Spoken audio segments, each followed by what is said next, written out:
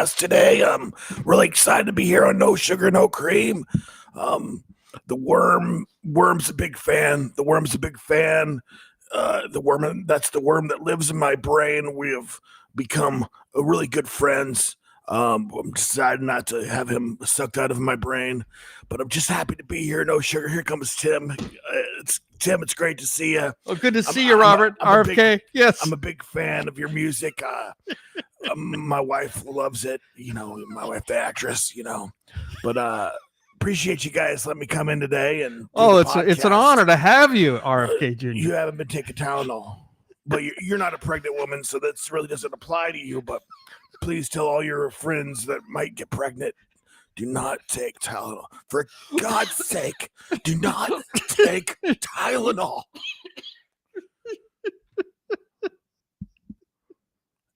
And scene.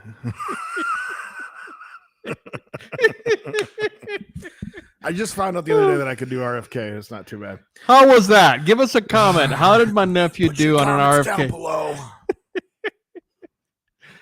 How that happened? We're sitting on the couch, chilling, watching TV, and for whatever reason, he broke into that, and I was like, man, that's really good.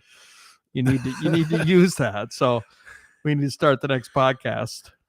So I know I'm doing it right when I'm straining my voice really hard, which is so funny because you've commented like seems like he's straining his voice, but so he claims that it's making his voice stronger. So he hasn't lost his voice, but man, it's a little bit hard to listen to him. I mean, you get used to it a little bit after, like if you're listening on a podcast or whatever, but it is quite the bummer. He had vocal surgery or something. I'm not even that sure. That man has had so many physical issues that he's had to deal with. If you just read his physical summary, I mean, he's had more physical ailments than the average person has in 3 lifetimes. Well, he is a Kennedy. Yeah, I mean, kind of. Yeah, Kennedy has. They have the worst lucks. Everybody wants to kill them. I mean, I would. My chin would be permanently rested on my shoulder, looking over my back, making sure that nobody's about to stab me.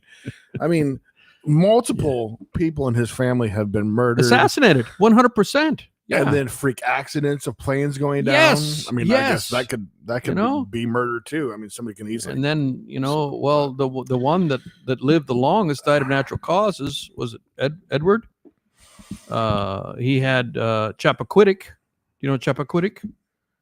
Tragedy, where he was riding with this woman, kind of had an affair with her or whatever, and she died. The car went off the bridge. I mean, this happened 50 years ago, and Chappaquiddick was a big. Well, I didn't scandal. really know anything about RFK until the last 5 or Had you heard of Chappaquiddick? No. Yeah. Edward, who was a long-term senator from Massachusetts, he's passed now. I'm quite sure he passed maybe 10 years ago. But that was a big early in his career. He had a huge scandal where he was with this woman that maybe he wasn't supposed to be with, and they had some kind of a liaison going on, and the boat or the car went off the bridge into the water, and it sank, and she died, and he escaped. And he got out of the car. They were both in the car, and there was a lot of like, what really happened here? And he didn't hurt his career. He continued to be probably one of the longest serving senators because he kept getting reelected from Massachusetts. He was probably one of the senior senators in the Senate. He somehow survived that, but people would sometimes bring it up. Chappaquiddick. So that's the name of the bridge or the river or fast. The name of something. What's that? Say that 3 times fast. Chappaquiddick. Yeah, Chappaquiddick. I can do it. This is an exercise. I should warm up instead of red. What's what you said? Red leather. Chappaquiddick. Red leather. Chappaquiddick. I should warm up. Yeah. The last person that was kind of died tragically in the family was that I guess what it is probably his plane cousin crash? or something. The plane crash. It's in the 90s. I remember when that happened. It was very. He was the son. Was he the son of? Was he? I don't know which one he was the son. He was the son of one of those 3, the big 3. There was Teddy. There was Teddy, not Edward. Teddy, they called him. Teddy was the one who lived the longest, died of natural causes. There was JFK, of course, who was his president. brother was shot too, His right? brother And was killed, right? one of the cabinet members, the Department of Secretary of State, maybe. He was also killed. Sirhan. I want to say, did Sirhan kill RFK? Yeah, probably RFK's dad, Robert F. Kennedy Jr. Yeah, I think so, because there were 3 brothers. There was Teddy, there was JFK, and there was RFK. Robert was the one who was Secretary of State. He was he was in his brother's cabinet. And within a period, I mean, America in the 60s, World War II was over in 45. All the soldiers came home and everybody made whoopee and made the baby boomer generation, a lot of kids. And the 50s were, the U.S. was on top of the world. Our GDP, the GDP of the U.S. in the 50s was 50% of the world GDP. 50%. Half of the economic size of the world was in the U.S. We dominated. And Eisenhower years, it was peaceful years. And then, we get into the 60s and suddenly things changed. Well, the Beatles came in 64. No, JFK got shot, and then suddenly, and then Vietnam, we started accelerating, and then there's student protests and people getting killed, like at Ohio State, they got killed on campus. Kent State, was it? No, Kent State. And so the 60s were tumultuous time, and we had all these assassinations. We had first JFK, and then RFK, and Martin Luther King. Malcolm X, I think, was assassinated in that time period in the 60s. Very tumultuous time. Radical contrast to the 50s, which was peace and, just peace and prosperity. So it was a radical change. Appreciate you, Tim. Appreciate you looking out. Yeah, I'm not a huge RFK fan, but I mean, mad respect, but really just a lack of knowledge of what he believes and who he is. But I give high props for him trying to tackle something that nobody really cares too much about, and that's our food, and trying to make sure that, oh my gosh, a little bit of research, and it is crazy the stuff we put in our food compared to other countries. 100%. I'm just right, looking at the ingredients, what we would have say in our Skittles, snack Skittles, compared to what Canada would allow. I learned something from Roman Atwood. I was a big fan of. His daughter will quickly have a reaction to red, what's it called, Red 7 or something. There's something, a dye, a red dye chemical, red dye. Yes, I think it's red dye. And Red 7, I think, is one of the red dyes. Yeah, red dye. And he will know instantly if it's in fact, without even looking, he said his daughter had eaten a Twizzler or two, and she had a fit and broke down on the way home. And he said, there's red dye in that. And he pulled out the ingredients, and look, there it is right there. He knew right away that there was that red dye in there because of the reaction that doesn't even take very long for his daughter to have a fit unnaturally. Like, that's crazy to affect your mood like that. Yeah, that's scary. Just the personal experience. I went before Ukraine got invaded by Russia. My buddy Jimmy and I went on a 3-week tour playing music there. In fact, the highlight for me was we headlined, but they put my name on the lights or on the billboard, a medieval festival where they were literally fighting. I mean, they weren't killing each other, but they were wearing armor, and they had these, I have some videos of it. It's the most amazing thing. You're beating, you have a lot of armor, helmets and things, but they're literally beating each other. The swords don't stab, and they're not sharp, but the force is there. You're hitting them. That's becoming more popular in the States. They're doing really? Are you kidding me? Octagon. I've seen it. You're kidding me. And you lose if you octagons. I believe, if I remember now, a knee hits the ground. I think any part of your body other than your legs, if you're out, and then a referee will blow the whistle or whatever, and you got to leave. was a medieval festival and food and like a festival. Oh, that would be funny. Medieval I've always fighting. Seen people go to those and stuff, and so then it came dark and we played on a big stage with a bunch of people. It was a big highlight for me. Anyway, so we ate so much. The Ukrainian food is amazing. And then we went to Poland. We were in Warsaw for a week, visiting our late friend who's since passed away in a freak accident, riding one of those scooters. The scooters you can rent in a city. You put your credit card in and you can go around town. He was riding one of those in a city in Germany, and a car hit him, freak accident. He was in a coma for like 11 days, and they finally pulled the plug on him. I mentioned Roman Atwood. His mom died like that on one of those scooters. Yeah, so be careful. Those scooters are dangerous. Didn't have a helmet. Dangerous, yeah. Went off. They should have a helmet that goes with them. Killed her. Anyway, back to the point. Yeah, they're doing that more often now. We ate so much food, meat. I mean, the food was amazing. I remember my buddy Jimmy. He's kind of cracked me up. Remember one night we went out to a meal, big meal. And I have pictures of all of this. Just heaps of different kinds of meat and bread, and we're eating so much. And he said, he pushes back and he says, "That's the best meal I've ever had in my life." The next night we go out to another restaurant. He pushes back from the table. "That's the best meal I've ever." Okay, so better than last night? It was just high upon high. Eating so much, and you get home, you step on the scale. If you had ate like that in the U.S., you'd put on 20 pounds. Yeah. But I think I put on a pound. In fact, I had a photo shoot when I got back, and I was afraid that, man, I'm going to look fat in the photo shoot. I had a photo shoot scheduled, and I stepped on the scale. I'm like, I couldn't believe it. I hardly put on any weight. Same thing when I went to the Balkans. Same thing. I was there for 3 weeks, and just eating everything in sight. Great food in the Balkans. Serbia and Kosovo and Montenegro and all those places, Slovenia, where our first lady is from, and also Luka Doncic is from Slovenia.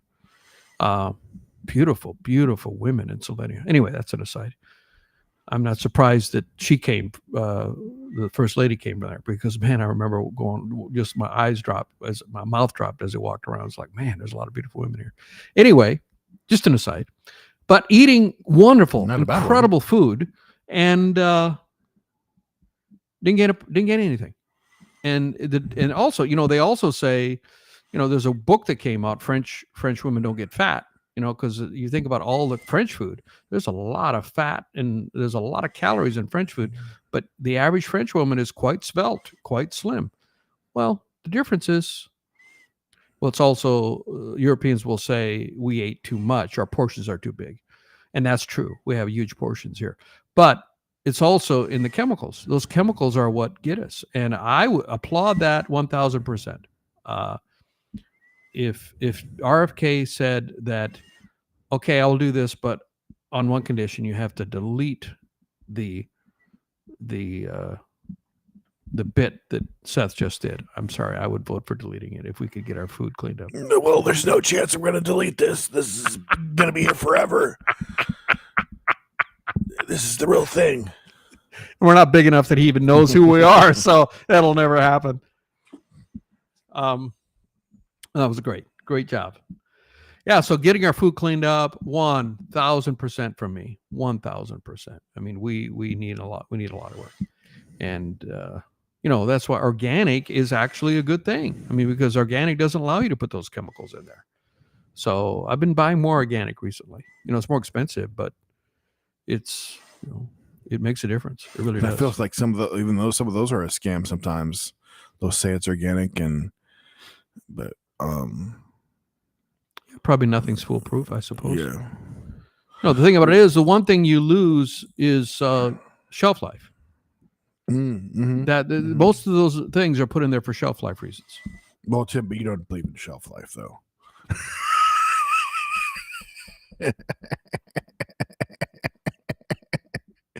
Yeah, it's not expired. There's nothing growing on it. Nothing's moving. There's no hair growing on it yet. There's no hair. Nothing's moving.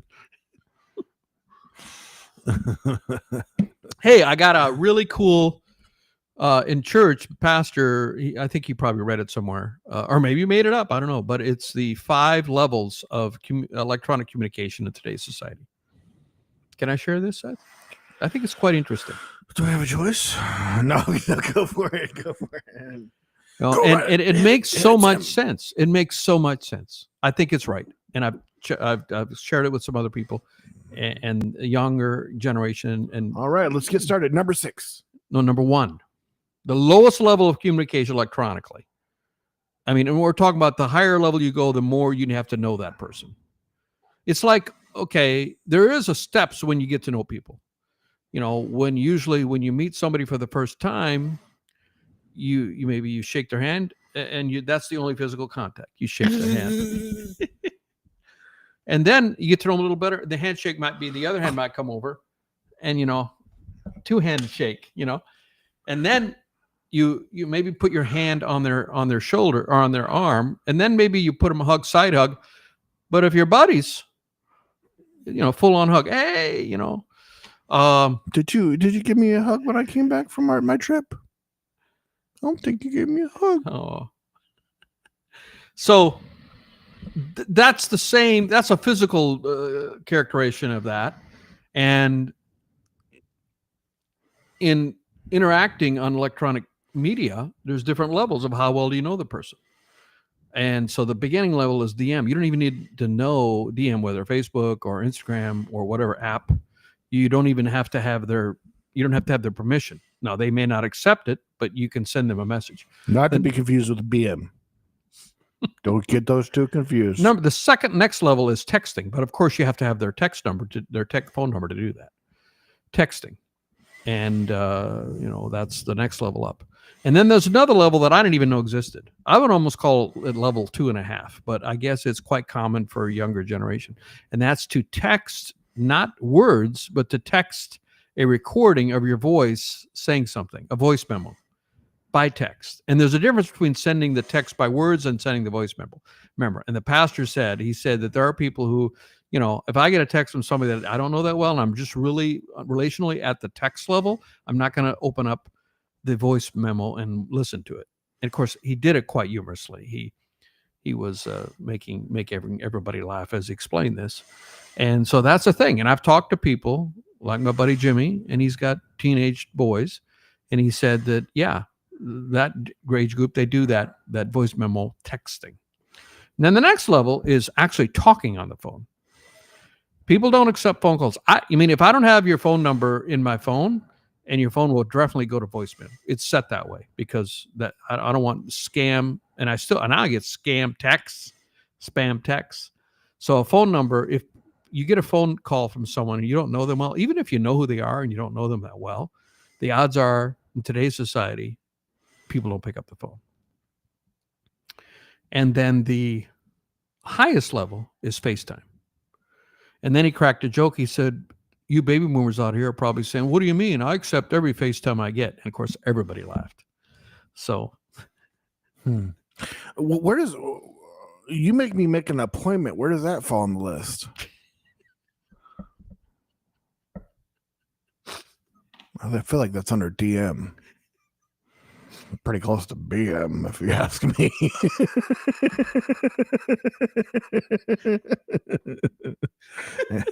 Quite a bit of BS. DM, BM, BS. Okay, I see how you went there. I saw how you did that. It's the worm. He's always making jokes. And every time he opens his mouth, I write it down. Yeah, so just interesting, as I've kind of intuitively knew that. I remember one time I'd interacted with a guy, and we were talking about doing music together. We hadn't met yet, and we've been DMing each other, and all of a sudden he tried to FaceTime me, and I didn't like it. It put me like, off. No, I don't know you well enough. Just that was my reaction, but I've never heard it, laid out like that. And it makes complete sense. We do gatekeep. In today's society, we have to gatekeep our attention. And I think that's an outgrowth of that. Well, that might be a little bit of an issue when you say, sorry, I can't accept your FaceTime. You're on level 1. What? You're not at level 5 yet. I only accept you can DM me, but don't FaceTime me watch too. my pastor's sermon and then get back to me. He'll explain it all. It just takes 45 minutes of your time. He's a great guy. If anybody doesn't know, the RFK thing, the worm thing, supposedly he had a worm in his brain. I don't know if it's still there. He's still got an amazing. Have you ever seen him without a shirt on? RFK Great is shape. Incredible One-handed buff push-ups. body for a man in his 70s. I mean, he's in incredible shape. Buff. It's all natural, 100%.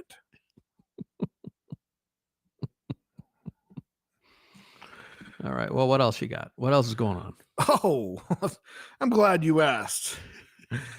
My life is full of excitement. No.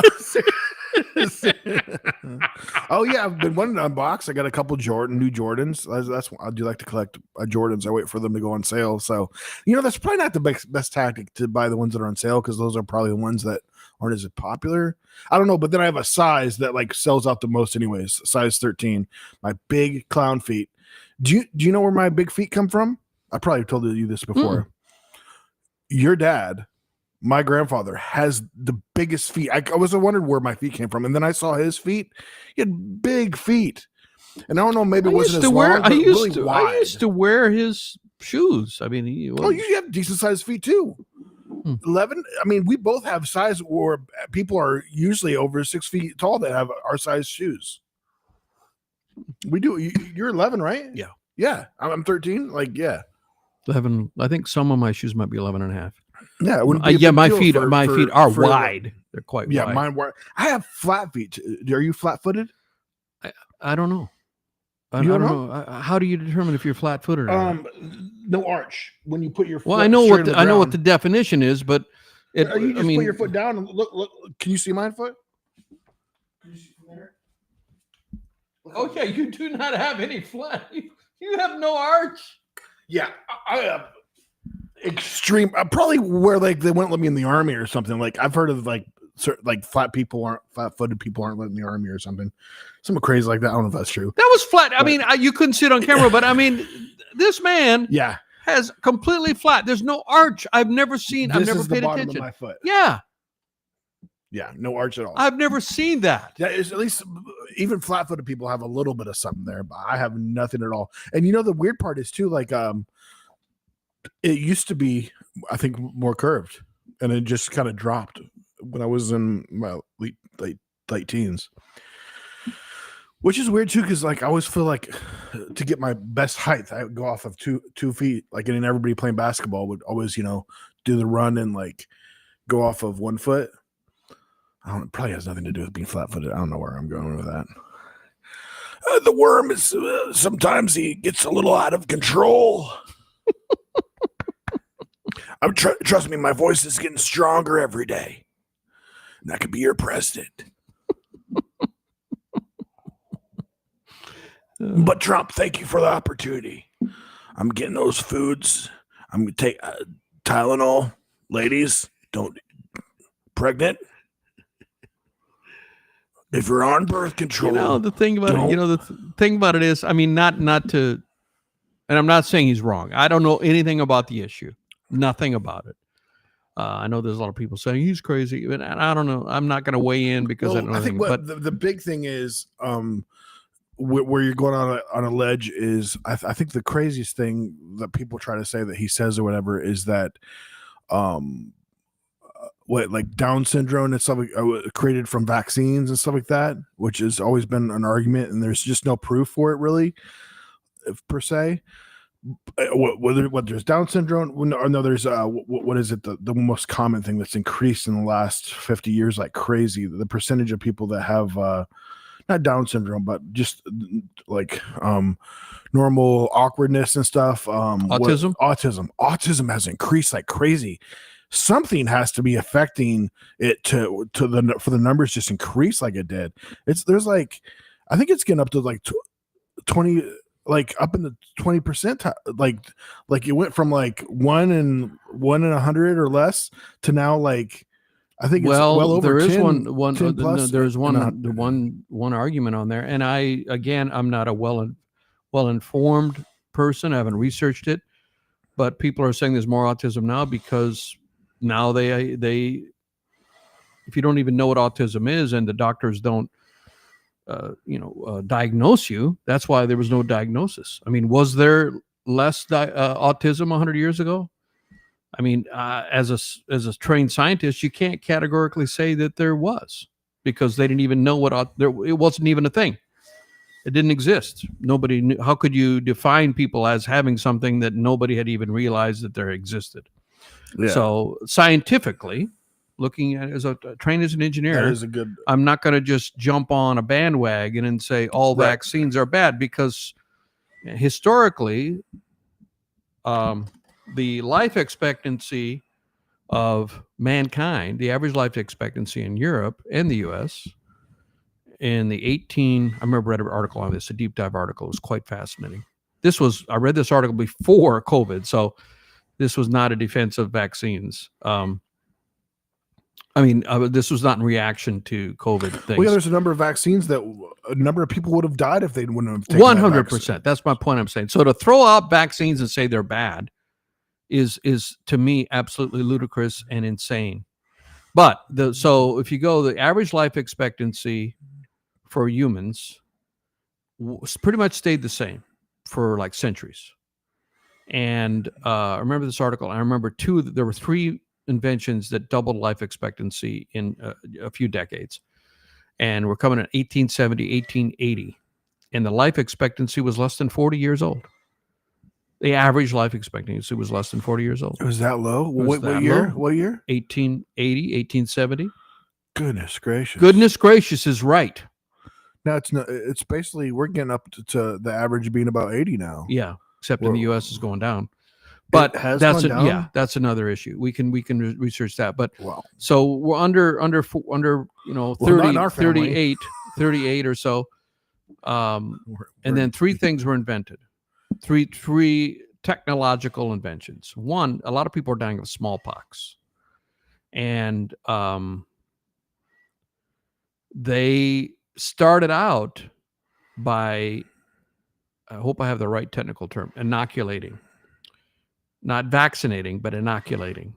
So where you take a little bit of smallpox, a small dose of it, and inject it into people when they're young. And if they survive that, they won't get it again. But that inoculation killed some people, some kids, because they weren't strong enough to handle it, because they were literally giving them a minor dose of smallpox. That's how they started. But sadly, the crazy part is there's still probably, if you did nothing, probably a large amount of those would die from. That's right. So they started with that, but it was only available to the wealthy people in the UK. Only the upper class could afford this. And then it's a famous doctor. The guy who invented this, I can't remember his name, but I mean, we would know his name. Maybe I'll research it. I'll give you the mic and I'll research it a little bit later. But they came up with the idea, well, there's something called cowpox, which is, I think, if I remember correct, is related to smallpox, but you don't die from it. And so you get these boils, and there's liquid in these boils on your skin, I believe. So they would extract the cowpox, the liquid that would accumulate when you had cowpox, and inject it into people. And it would prevent them from getting smallpox. That's a vaccine. That's the definition of a vaccine. And it was one of the 3 inventions that allowed the average life expectancy to double. And the second one was pasteurization of milk. Louis Pasteur invented pasteurization of milk. And that killed a lot of chemicals that were in the milk. And people were dying from that, especially kids. And that was the second invention. These things happened in the late 1800s. And the third thing, take it away, RFK. I will Google this to see if I can find the third thing. Oh, use that Google there. Use that little Google worm. I'm a big fan. Oh, hello. We got some music for us there, Tim Wolf. Apple. I mean, yes, it's crazy how technology has changed us. I mean, health. I mean, goodness. I mean, you were bound to probably pass away within a couple of years getting AIDS in the 80s, and now you won't die from it. You just take a pill. In fact, I think they basically have cured it, and they just don't say it. You know what they say? They say they can't detect it in your body. Well, if you can't detect it in your body, don't you not have it anymore? It's like, no, there's no cure for AIDS. They just can't. It's untraceable in the body. I was just reading that up on that's one of the things it says in the bio of Charlie Sheen. I started last night. I started watching his bio or his documentary on Netflix. Very good, really intriguing. He had the craziest come up.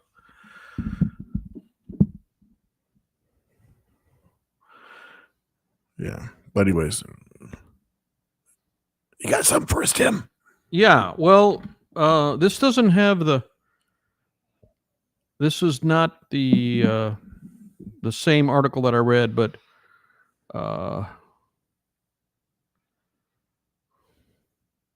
this is just AI overview. But it says, improved sanitation and clean water. Public sanitation methods implemented during the 19th century significantly reduced the spread of waterborne and other infectious diseases, making it one of the most critical factors in increasing life expectancy. Modern sewer systems is part of this, which prevented human waste from contaminating the drinking water source, eliminating or drastically reducing cholera and dysentery. Wastewater treatment and water chlorination and food safety, improvements in hygiene. That would be the milk pasteurization.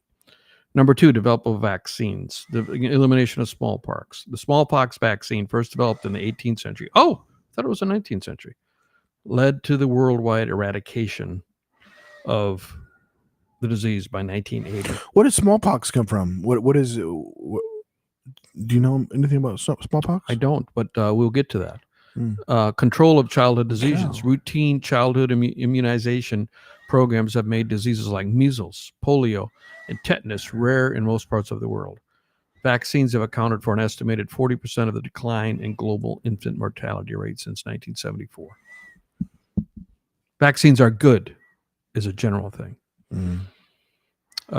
Discovery of antibiotics. This one, so that would be penicillin, like penicillin. Oh, that was a huge one, wasn't it? Yeah. That was 1940. So changer. this is I thought penicillin was later, but doubling in life expectancy in the 19th. So it's that I didn't ask it a detailed question enough. So penicillin was 20th century. That was in the 1900s. Could you imagine just headaches?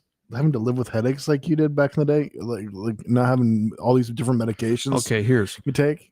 Proved public. Now this is 3 advancements that dramatically increased life expectancy in the 19th century. Were improved public sanitation, modern sewer systems, clean water, waste removal.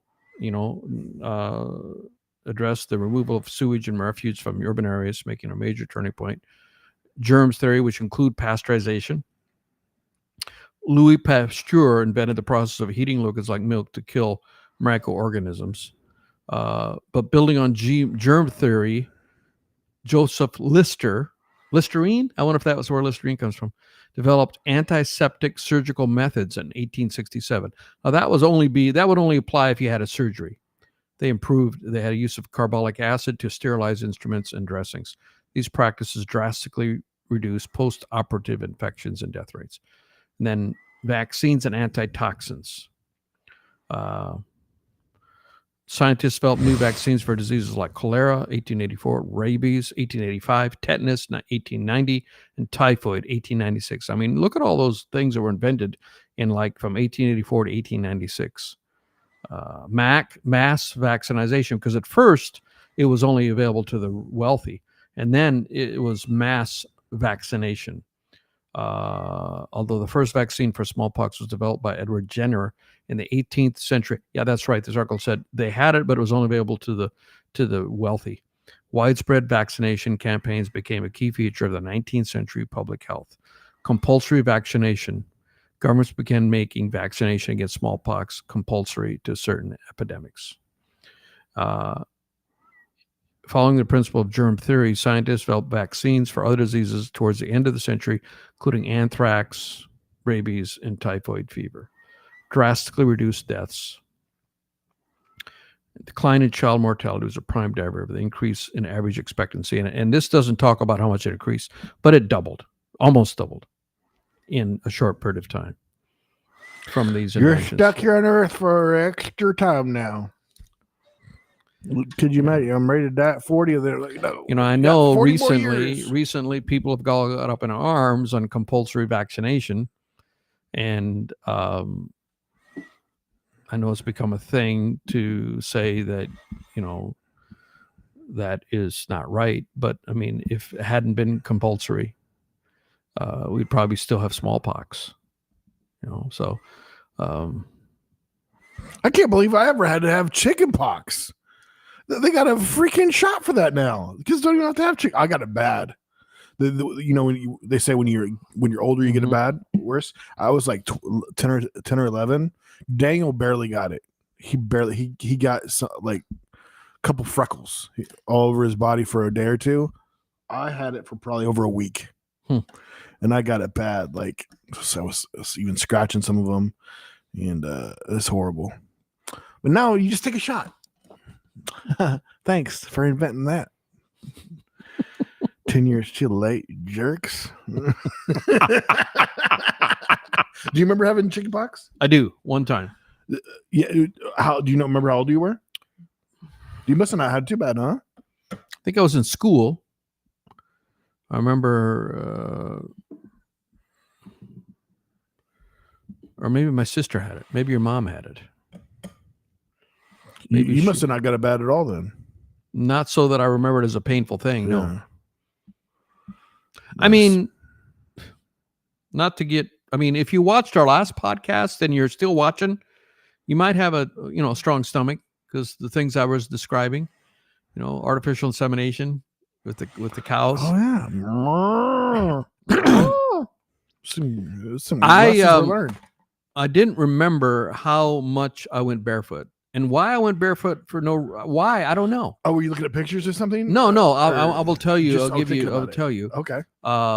So apparently, I do remember stepping in cow pies in bare feet and having the cow pies squish through my toes, and then I'd go to the water fountain. And then you're like, the water hose.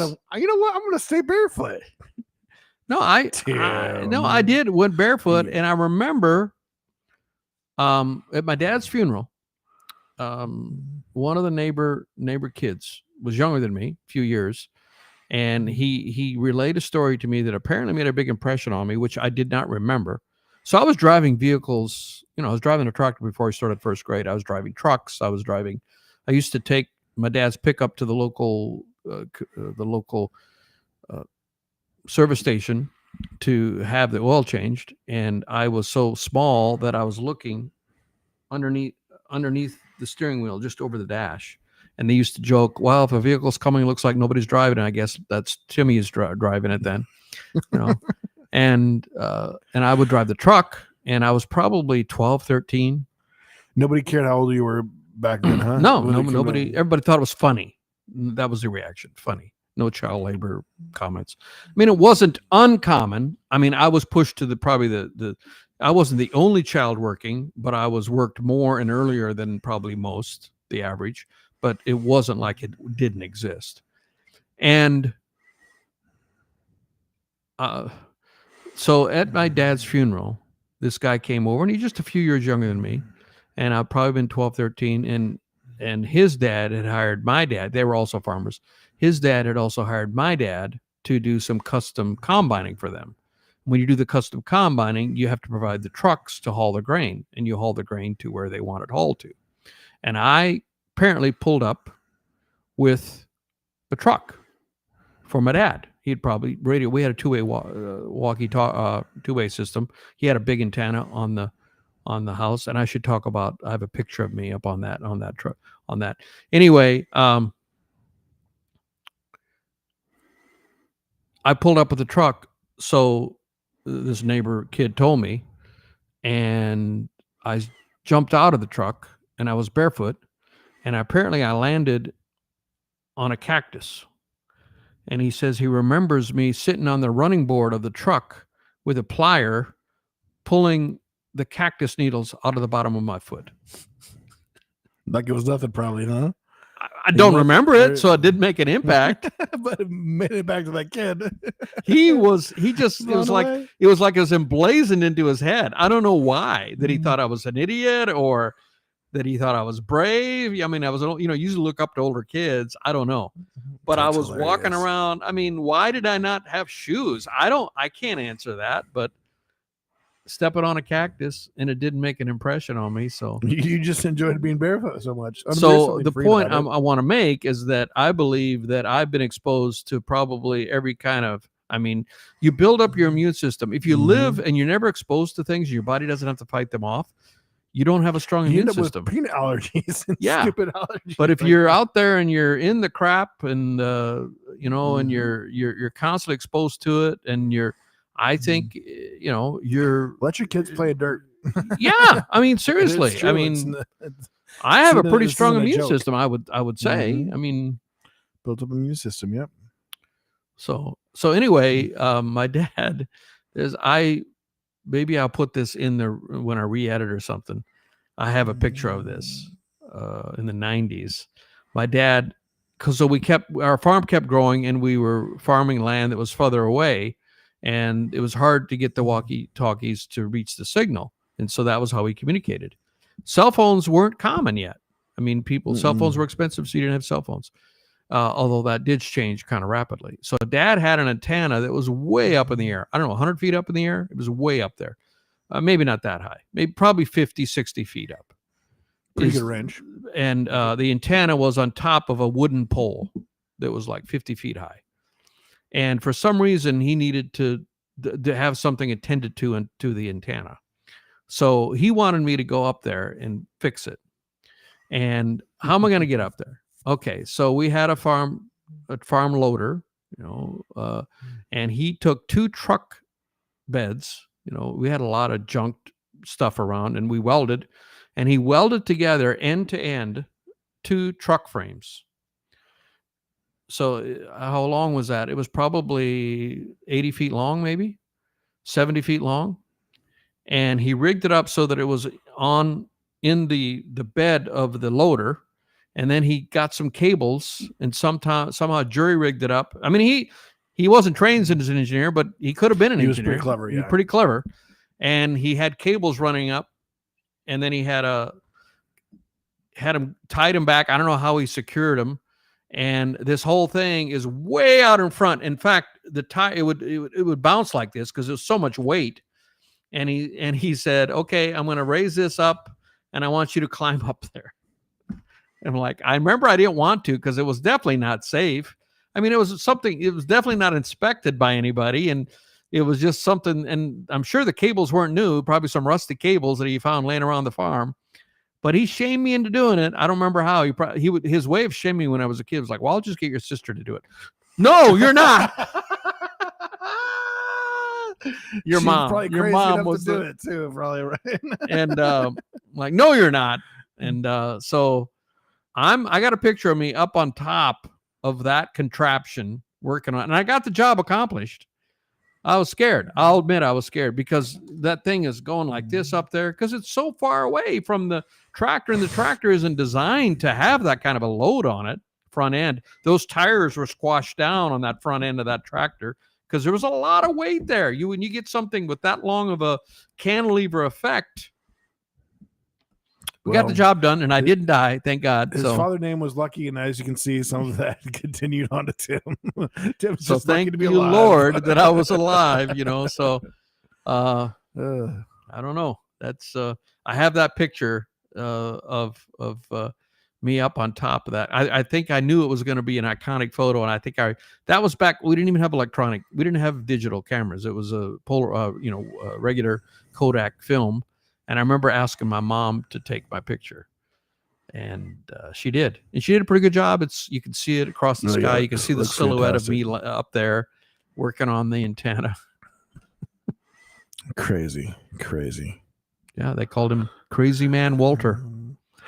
Yeah, and you stopped while you're ahead, whereas Grandpa just kept on going up in his years, and he did have some close calls there. He sure did. What, 2 big close calls, 2 right? ones. Yeah. Nail that went next to his eye. But the worst one was the kidney crust. Oh my. Yeah. So he would Man was lucky to be alive. after he kind of retired, I took over the farm. I was in the farm, and he got into the scrap metal business. He would cut things up, had a blowtorch. He was in the everything business. Oh yeah. He would cut stuff up and then take it in for scrap metal. Well, kind of basically a way to keep busy. You know, so he had a purpose. He had plenty of scrap in those out there too to keep him busy for a while. He cleaned it all up. So he had a skid steer. There's so many old cars out there. Oh my gosh! What would you say? Yeah, like car frames. A skid steer with a loader, a skid steer loader that you can. It's kind of like a miniature loader, and you can raise it up and lower it. And he was holding something up. He had something up, and he turned off the engine because when you turn off the engine, it'll stay up. And he was working on something, and he wanted it to lower a bit. And you don't have to turn the engine on to lower it. And it's controlled. There's your left and your right feet control the going up and down, and then your other foot, I don't remember which was which. The other foot controls this angle. You know, you want to tilt the bucket. And it was a forklift on the end. Tilt the bucket. And he wanted to tilt the bucket. And he was standing on the ground in front of it when he was working on the metal, and he reached in and he hit the foot pedal, but he didn't take into account that it's your right foot, or I don't remember which is left or right, but if it's your right foot to do the tilting, cut it backwards, huh? You need to use your left. When you're turned backwards, you need to use the other one. And he was in a hurry, like always in a hurry, and he hit the one that made it go down like this. And with all that weight on there and no engine, that thing came down like that. And it landed. Forgot you found him, didn't you? Across the back of his neck. Could have broken his neck. He's trapped there. It was a Saturday, I remember. And we used to have the walkie-talkie. And I was working in my office, which is about 20, 80 feet away or 100 feet away. But I didn't hear that. And I had workers in the field, and they would talk all the time on that walkie-talkie, and it would drive me crazy. They just talk about, nonsense, just entertaining themselves and telling jokes and just nonsense. So I would normally turn it off. That day I had it on, and all of a sudden my dad would always have it in his pocket. And what a miracle! He comes across the walkie-talkie and with quite urgency in his voice. Tim, help me. And I'm like, where are you? And I said, where are you? And I run out of the house, and have the walkie-talkie with me because mine was portable also. And I'm like, where are you? And I'm out back behind the trees. And I go out back there, and there he is. His head is caught. I think it was sideways. And saved his life. Yeah, if he had been, I don't know how long if nobody had found him, we wouldn't have missed him till like dark when it was time to come in. I mean, it was still putting more pressure on his head, right? It was, but he was trapped. Definitely, he was trapped. He couldn't get out, and he was fortunate enough that he had the walkie-talkie in this pocket, and this hand was free. This hand was not. This hand was free, and he was able to reach and get the walkie-talkie, pull it out, and with the one hand call for me. And of course, I started it up and very carefully raised it up, and he stood up and was like dazed. And we took him into the emergency room. After that, you want to make sure he's looked at. And the doctors and nurses they said, "You are so lucky, sir. You are so lucky." His angel was working overtime that day. He has to have, they say that you have 2 guardian angels. I'd say there was 6. There was 2 regular angels, and they were like, we're looking for some relief. Do we have to take care of Crazy Walter? Do we have to keep taking care of him? Well, there's those angels that are always, trying to push that overtime. So it was like, hey, we always have room for you over there at, Crazy Walters. And yeah, I mean, you earn your overtime pay, but you know what? There's always hours available. Thinking about it, I mean, that was across the back of his neck, and I think part of it caught on his shoulder. Mm-hmm. Yeah, there was all. Otherwise, it could have paralyzed him. I mean, it probably should have. Even telling the story now makes me scared because I would have been probably the one who found him out there paralyzed. You know? Was this after Grandma passed away, or? Oh no, she before, was still alive. Yeah, this was probably in the 90s. I think maybe 2000. Oh, was that before the nail? Yeah. Yeah. Still lived 87 and went on out on his own accord because he could have got fairly simple. He could have. Right? He could still be living if he. I was going to say he could probably still be living because it was just a simple. But he had a simple surgery and he didn't want it. He didn't want it. After Mom died, he didn't. Yeah. He didn't want to keep living. His heart left this world and was waiting for him in heaven. Yeah. So my mom passed and he was ready to go. Had no, and he absolutely said no procedures that will extend my life. He pronounced that quite adamantly. No procedures that will extend my life. And after Grandma passed away, it was exhausting trying to get him to have a good time. It was a tough time trying to. Well, of course, then for some people, he made it rough. Be laughing on the phone, laughing with me in person, and then he gets a phone. Hello, yeah, just struggling. So I guess he was still enjoying life to an extent, and then pretending like he wasn't enjoying life at times. You know what I'm talking about, right? Oh, 100%. Yeah. You call him and it'd say, "How you doing?" I'm lonely. Well, Dad, why don't you go? You know, they have senior citizen things and you go to the senior citizen thing. Yeah, they have it once a month. What do you do? And he would go there and he would just. I think my mom probably attenuated some of those habits. And when Mom was gone, she wouldn't say. She would also say, Harold. She would talk to him like that, and he knew that he had to stop whatever he was doing. Yeah. And when she wasn't there to do that, he would go and take all the donuts that were on the plate and put them in his pocket. I'm not kidding. I know. Did you see? And one time, around Christmas time, we were going to all these. There's banks in town, and he went to the banks where he didn't even bank at, and people put out cookies and things, and he's taking all the cookies and putting them in his pocket. And I'm looking, the tellers are giving him the evil eye because they know he's not a regular. And I remember I looked up and I'm like, I do not know this man. I did not know this man. It's not like he couldn't afford Doughnut. He could have probably bought the bank. Anyway. Oh man. Yeah. Well. Yeah. That's a good How long one. we've been going? No, yeah, it's right about time. Okay, RFJK, you're gonna take us out? Well, gotta tell you, just guys, let's just don't eat the Ritz crackers. Yeah, they're illegal in other countries. That's a crazy one. The Ritz crackers. I couldn't believe that one. They don't let that in Europe. I guess the Ritz crackers. I was like, what's wrong with Ritz crackers? Well, I mean, I guess there's a reason they probably last for like a year, huh?